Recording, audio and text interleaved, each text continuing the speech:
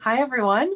I'm Gwen Callahan, one of the directors of the HP Lovecraft Film Festival, and I am here for the live Filmmaker Q&A. And I'm joined by cast, crew, and directors from At Bay and Thing at the Door. Welcome, everyone.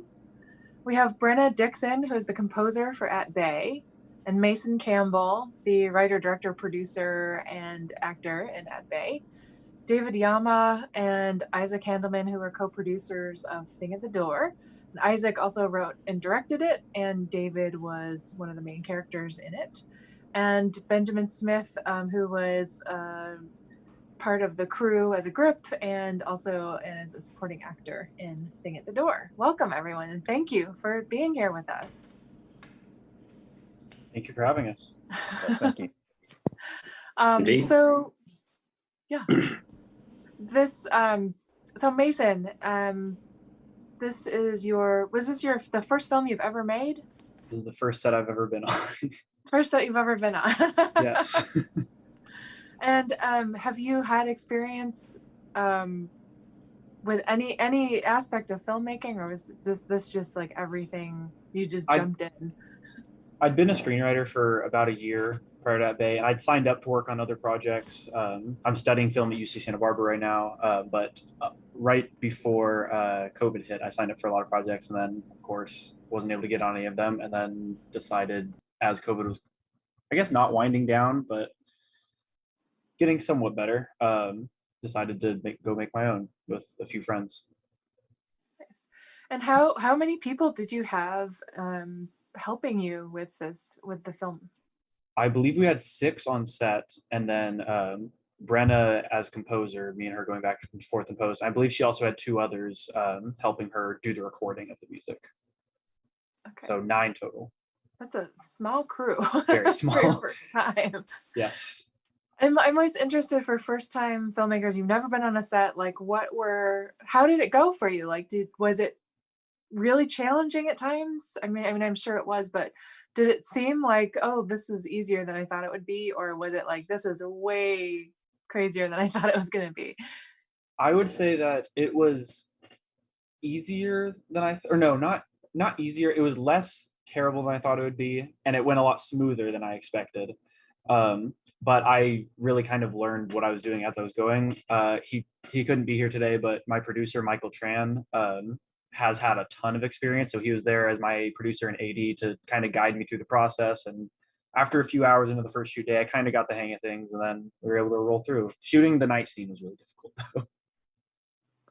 I think that's true I think shooting night scenes is difficult just in general. Yeah, we shot on the pitch black beach, and I had to be in the water, so I was soaking wet the entire time while directing for 6 hours.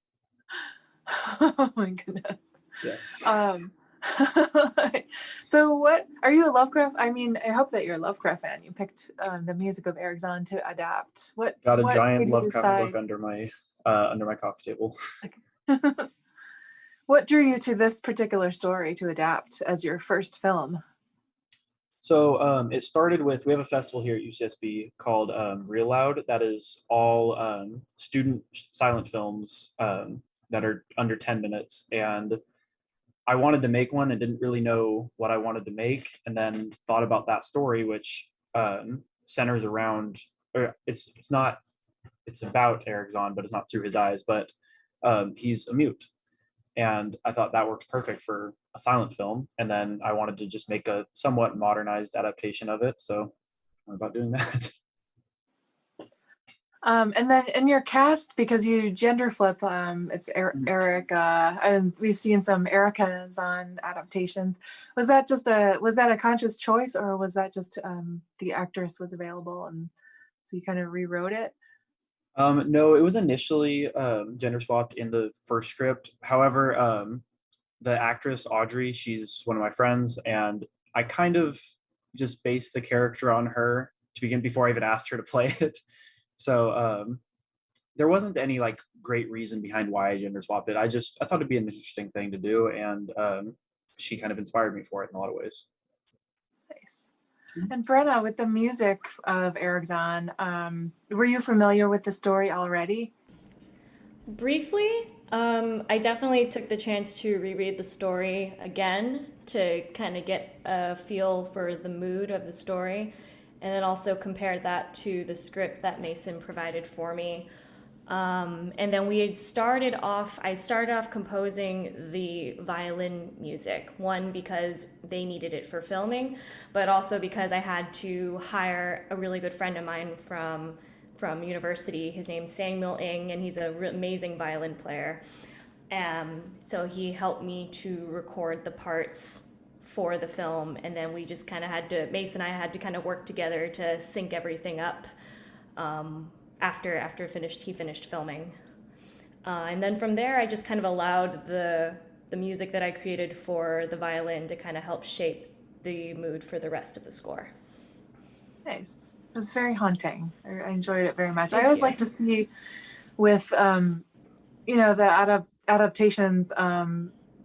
They're always very violin heavy, but they're always different. I'm always surprised by how many different variations we kind of get with the interpretations of what's discordant and wild, things like that. Are there other? Have you ever composed anything like this before? Not for like a live film. I've done a couple animation projects in the last couple of years. This was actually a I guess like easy to work with project. One, because Mason's very communicative, but it really helped to just have the entire story already there. All the timing for the most part is already set up. So I just kind of had to observe watch the film and kind of just hear what I think the music should be doing in order to help drive the momentum forward more.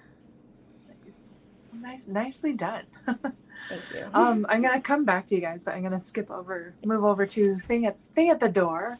Isaac, I'm obviously a Lovecraft. You're obviously a Lovecraft fan.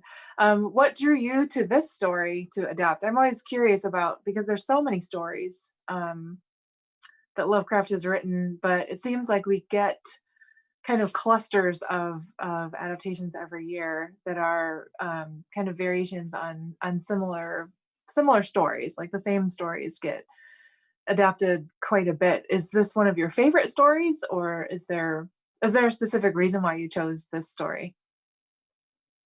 Um, well, I was assigned to write a screenplay based on a short story in senior year screenwriting class at UW, and the story was just one that I had read recently. I'd been going through an H.P. Lovecraft archive website and just like reading a bunch of his short works, and this one just struck me as being, um, I don't know, I guess just condensable into the visual format of a movie.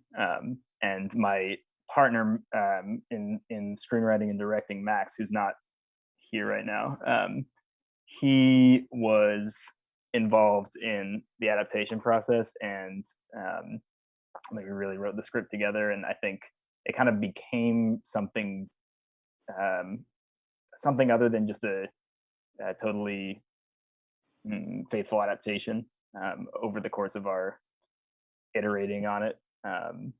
And but I think we just preserved kind of what we felt was like the core of that story, which was the existential horror of body swapping. um, and yeah, and I guess that's why we chose it. Was just I think we thought it would be actually feasible to shoot as well. Not require as many special effects, no tentacle monsters, etc., which made it appealing. And for you, is this the first time you've been behind the camera? Unless you count my extensive catalog of YouTube comedy shorts from when I was like in elementary school, which I guess I was the writer director on those as well. But yeah, I'd say this is my first real movie. Okay.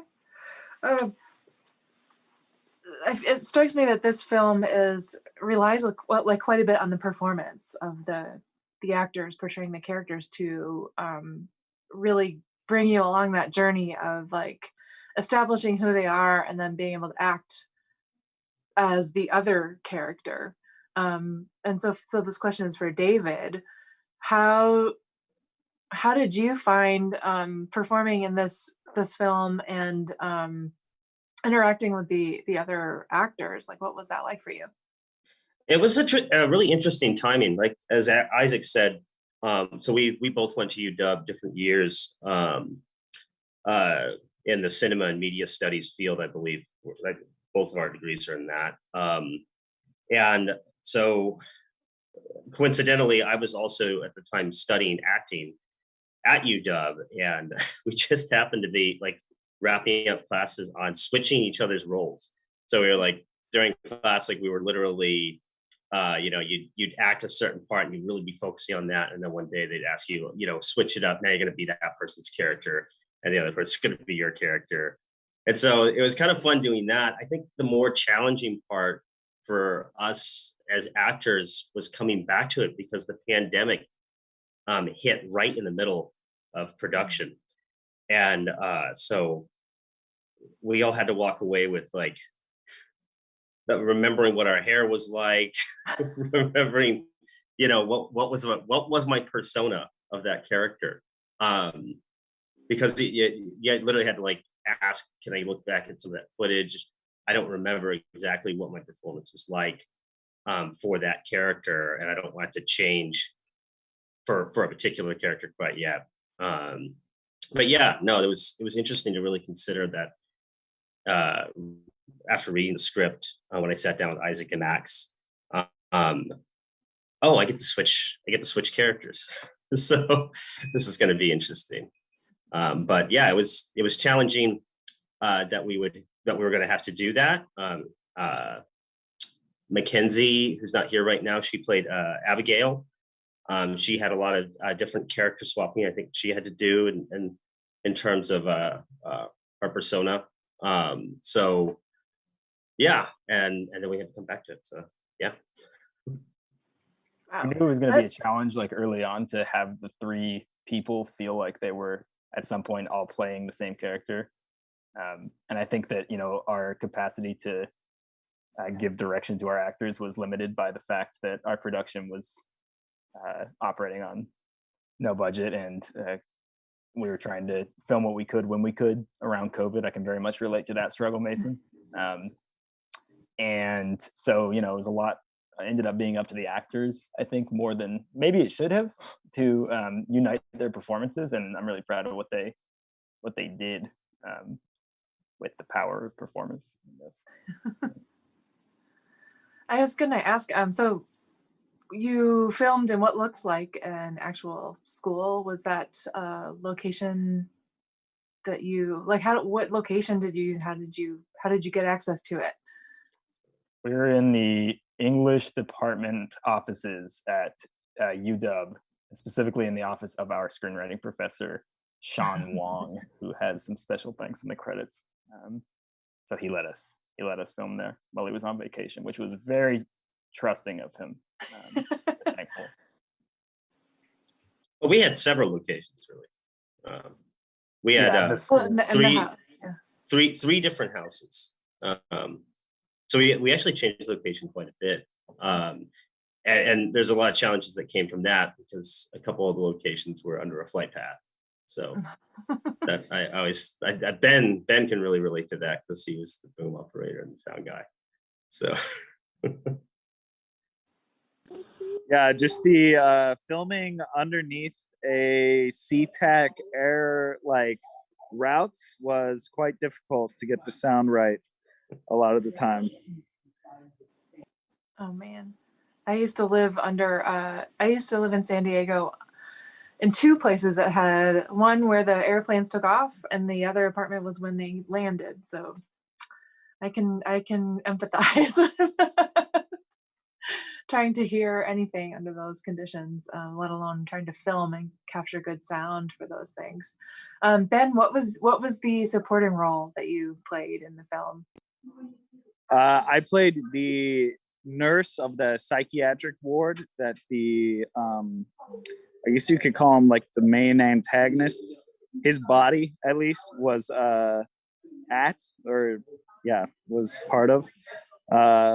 pretty minor role, but I thoroughly enjoyed it. It was my first time behind the screen. I drew upon my degree in psychology. Just really, I felt the character to my soul, really. Cool. We were kind of like you, Mason. We were operating with like 10 people total in the whole production. So, we all played multiple roles.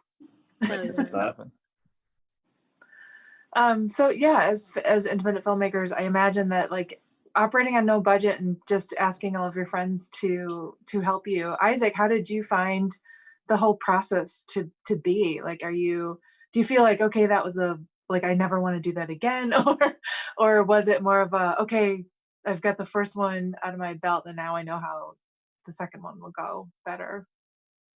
Yeah, I would say it was very encouraging, and shockingly easy to find people who just were excited to be a part of our little effort.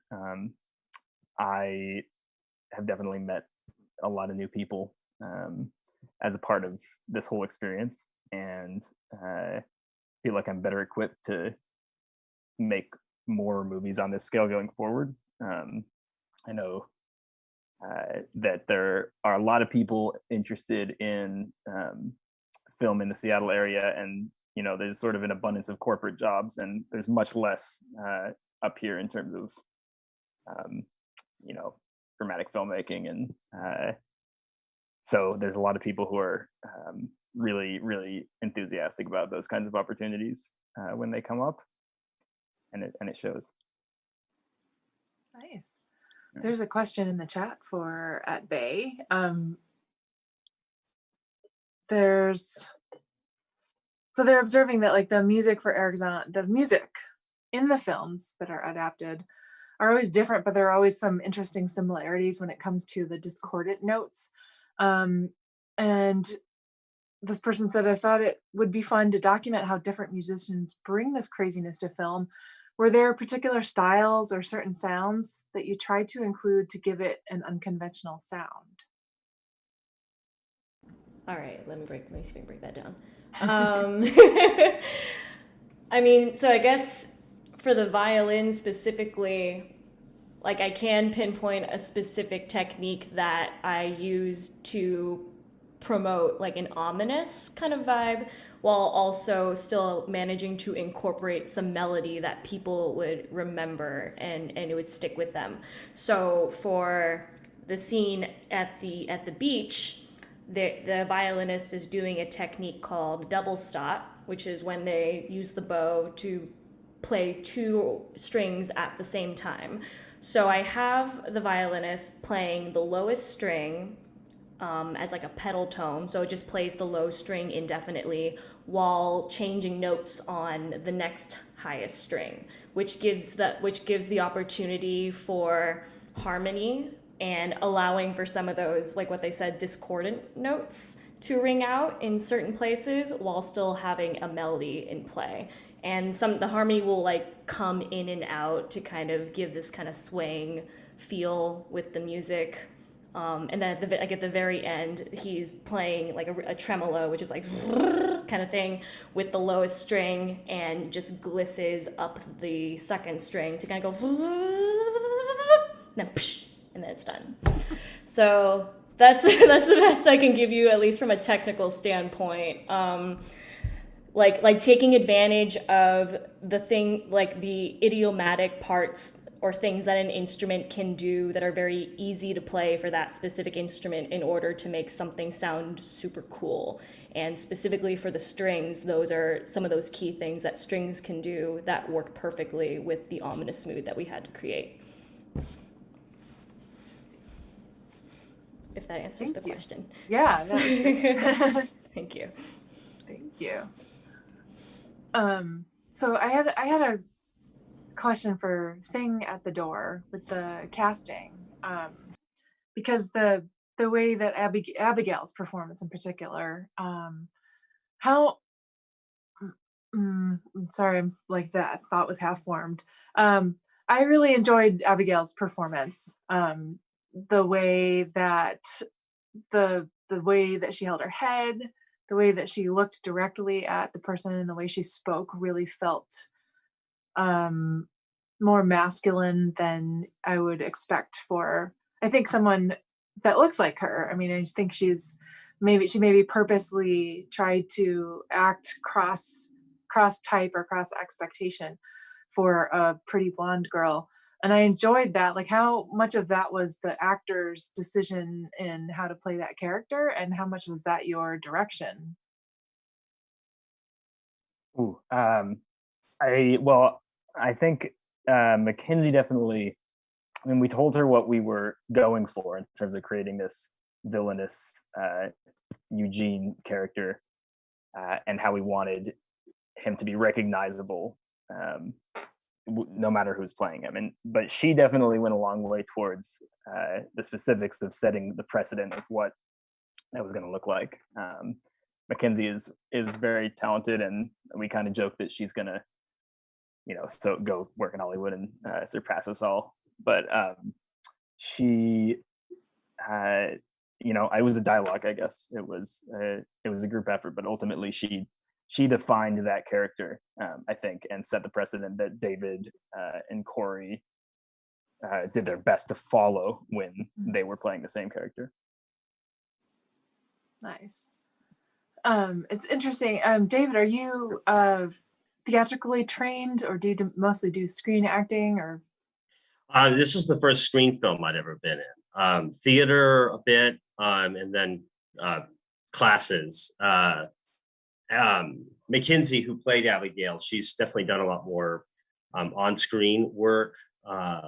She's done work down in LA and both here and stuff with the industry. She's extremely talented, and like Isaac said, me and the other actor Corey were doing our best to keep up with her. She's definitely a pro, definitely a professional, and it was really great to work with her and see her transform into a character right before your eyes there. And I remember from like the first reading, me and Isaac and her, we sat down and did a table read together. Isaac did make really clear kind of, you're playing this person, Eugene, and that's embodying, you're going to embody him. And so Isaac did lay that out right from the get-go. But and then every still like after that first table read and then coming to set, it was clear that she created this character, and it was amazing to see. So much of your characters on screen takes place in your face. Did you find that difficult to make that transition on the stage, because you're using, everything has to be a little bigger because the audience is right there and they're far away? Was that a pretty easy transition, or was that difficult? Trying to tone things down. I'd heard that about going from theater to being on screen is trying to turn things down, because you're not in theater. You're acting for the furthest person in the theater. You're acting for them, and so it's all about that. Where now the camera's like right there, so you have to figure out how to turn things down, and so that was a challenge. Doing things more in micro, for sure. Fun. So I see Ben Smith has transformed into a young woman. Did you also work on the film? Yeah, Ben is taking a small phone call. I did. Okay. I was there for I think maybe 2 or 3 of the shootings, but yeah, it was great. I'm Margaret. Hi, Margaret. Yeah, She's but one of it our was PAs. great. Definitely a PA, just kind of helped with a little bit of everything. It was so awesome, and it's really fun seeing the film in a festival. I think it definitely deserves it, and it's super awesome to hear everyone be asked questions and answer them and everything. Nice to meet you. Yeah. Yeah, check the chat real quick and see if there's any other questions, and there are. Okay, so this is a question for Thing at the Door. The original story is such a massive undertaking. How did you decide what core elements to include? Because for such a short adaptation, it's very cohesive. Well, I appreciate hearing that. I we definitely wrote it closer to the story originally.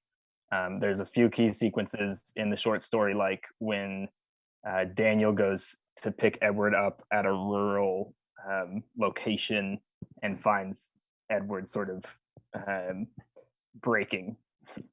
And we had that whole scene written in the script, and then ended up nixing it because I think we did decide that the core part of the story that we wanted to really highlight was Eugene's sort of body swapping plan to eventually inhabit Daniel's body for the purpose of being the dean of psychology like he was before, because that is like what in essence is in the original story's name's not Eugene, it's Ephraim. But his character is more or less unchanged in terms of his goals in the story. But I think we just decided to streamline it a little bit, and there maybe was a bit of a necessity wrapped up in it all, because we did things like nixing a night scene because we just didn't have the lighting equipment for it, and we toned down the arrival of Abigail at Daniel's house. In the short story, she's a corpse, more or less. And it's not Abigail, it's Ed. So I think that the details are changed, but we just tried to preserve the core. Nice. Well, it was well done. I mean, we've seen feature films that are, struggle to get everything in, and didn't feel like anything significant was really missing, and it felt like a complete telling of the story, which is nice. It's great to hear. Mason, I'm going to switch back to Mason. You talked about filming that night scene at the end where you had to stand in the water for 6 hours. I was really taken with that shot with just the bright light on the violinist, and like how everything was dark around her. And I was actually had originally wondered if that was done like on a soundstage or something, not outside, but that was just all on location. How did you accomplish that stark contrast between like the blazing spotlight and then just everything else being in the dark? Honestly, we lucked out because it was just pitch black out there. There's a shot a little bit before that where you can see her walking down the steps, and you can see that you can see a few inches in front of her, and that's it. That's literally how we were out there. And when the purple light was shining on her face, we had two lights. We had one that was just a plain white light, and then we had one with a purple gel over it. I was literally standing about 3 feet in front of my actress holding that light, and she just couldn't see me. She could barely even hear me. It was pitch black out there, so it was actually pretty easy to do. We just shine one light. It doesn't go very far. It's kind of all we had to do. Nice. Well, it sounds like both of you had a lot of good convergences of situations that helped you with your film. Was there anything I always like to ask, was there anything during your shooting that you hadn't planned for but ended up being a positive, happy accident? A little bit. There were a lot of things that were negative that happened that we did not plan for, as always happens. But a few things, such as like we were really worried about the tide, but surprisingly it was just super low that day, so we got a lot longer shooting time than we expected to. Beyond that, didn't really have too many people bothering us during the shoot because we were just shooting in public with no permits. And luckily everything went really smoothly. So yeah, we got really lucky. How about Isaac? Do you have any? Can you think of any specific things that were happy accidents that worked in your favor? The biggest thing that comes to mind is we had one scene that we shot, the scene where Daniel goes and finds the newspaper that has the information about Eugene's past in it. And that scene was originally, we all got together that day, the crew, and Max arrived like 30 minutes before, my co-director, before we were gonna start shooting. And Max said, I think we should change this scene. And I said, what, how? And he said, I want to make it a library scene. And he like had this whole rewrite in mind. Basically, we completely changed the setting and a lot of the actions of what we were going to be shooting. We threw together something that we felt like could pass for some kind of storage newspaper room in a library. And we made it work. And I think it actually ended up changing. Like we removed another scene because we were able to work some extra information in this scene. I think it did end up actually streamlining the story, and it worked with what we had already shot. I don't think we created any major continuity issues there. So that was a pretty fun little spontaneous change that happened. Nice, very nice. There was one more question in the chat for at Bay, and that was about the color grading of the film, and the decision to make most of it in black and white and only have really saturated color at the end. What was the thought process behind that? So that actually didn't come from me. That came from my DP, Adam, who also couldn't be here today. But Adam is a photographer, and he almost exclusively shoots in black and white. On the other hand, I wanted the film to be in color because one aspect of the film that is a little bit less noticeable in the black and white version is in every scene, Erica has a completely different outfit, because I wanted to stress that this is a cycle, just like in the original story, she's doing this every day. So I wanted to show off all these colorful outfits that our great costume director or costume designer had. But Adam just kept stressing to me, no, we need to keep black and white. It would look so much better. It looks so good in black and white. And I was like, you know what, fine. I'll make a cut of each, and then I'll watch them, and I'll see which one's better. And then I watched that cut, and I was like, damn it, this is so much better. Because I think that his idea was that it would give so much more presence to the thing out at Bay. Because we weren't, like Isaac said, we're not able to show big tentacles. We're not able to have any crazy special effects. We just had that one light. That's all we had to represent it. So I think that having the whole film be black and white, and then as soon as that thing emerges, everything's just slamming into color, really gave it a presence. And I think that was a great decision on his part. And I'm glad I was, I guess, not too cocky to ignore his advice, because it was great advice. It worked for the film so much better, I think. Yeah, it was really like everything that you just said, I think came through on the film, that it really made it a moment that had some weight, and that you knew that like something significant was happening, even though you didn't necessarily see. I mean, in the story, you never really see what's outside the window either, so it all works out well. Thank you.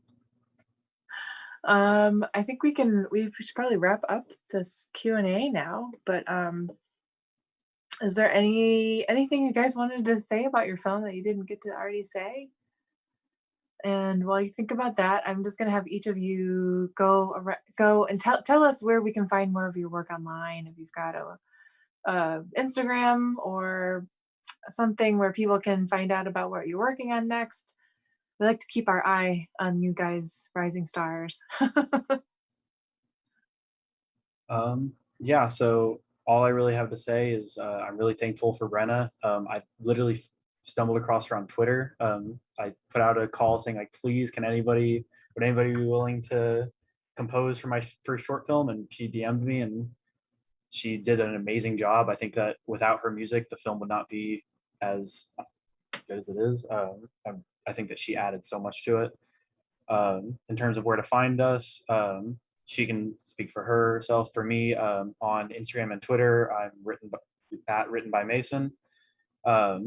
This is my first project, but I'm helping out on a few friends' projects, and then gearing up to shoot another short film in a few months here. Also somewhat Lovecraft inspired. So yeah, we'll see how that goes. I'll send it our way when it's done. Plan to. You want to see it. Brenna, where can people find you online and your projects? Online, Facebook, Instagram, and Twitter. I'm Composer Brenz, Brenz. I do have a portfolio website as well, www.brennadixon.com. It's the same spelling, everything. There's some updates on like multimedia stuff I work on, and then a sample library and some featured projects of other music that I've written on for like chamber classical works, some other electronic works that I've done. Yes, and I'll hopefully be putting more stuff up on there sometime soon. Cool. Isaac, how can people find out about your next projects?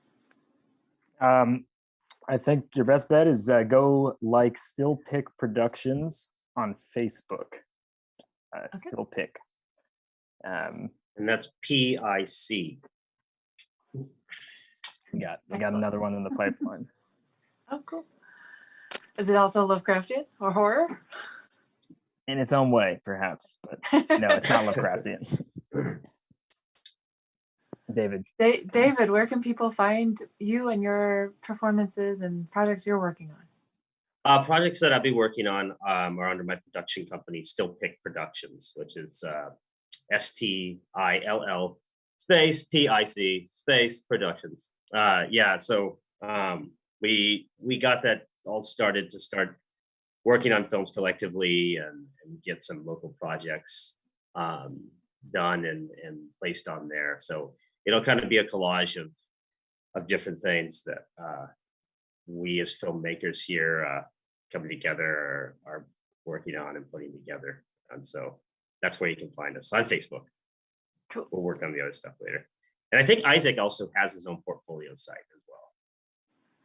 I do, yeah. IsaacCookhandleman.com. Nice. Find some of my there's my full name. Cool.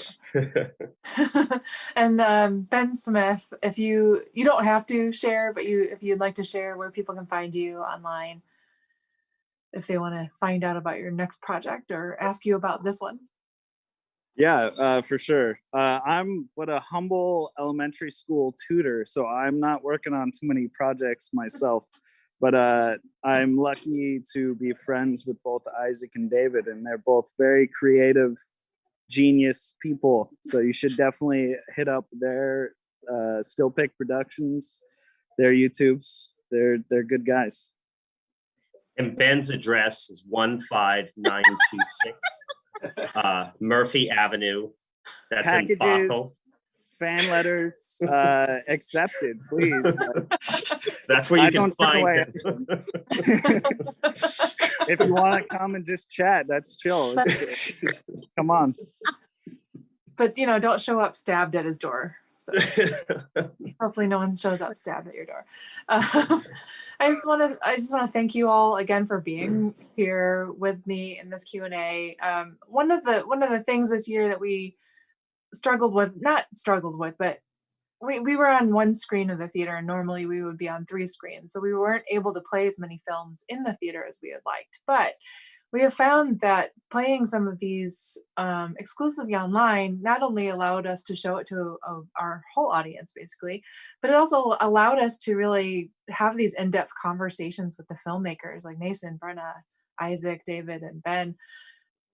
People can't always necessarily travel to our festival, but we can be here with you on Zoom and chat with you and get to hear all the stories about your films, and that's really valuable for us. We just really appreciate you taking the time to be in our Q&A with us. Thanks very much for having us. Oh. Thank you so much for having us here. This is awesome. Thank you. Thank you to anyone so watching much. this. Yeah, thanks for everyone who watched the movies. So don't run off just yet, but we're going to end the broadcast and then I'll say goodbye to you guys. But for those of you who are watching, thanks for watching and asking great questions. And we hope you enjoyed this streaming exclusive program. And there's still more to come today. So pace yourselves, hydrate, drink some water, stretch, get a snack, and then come back and feast your eyes on all the rest of the program today. Thanks, everyone.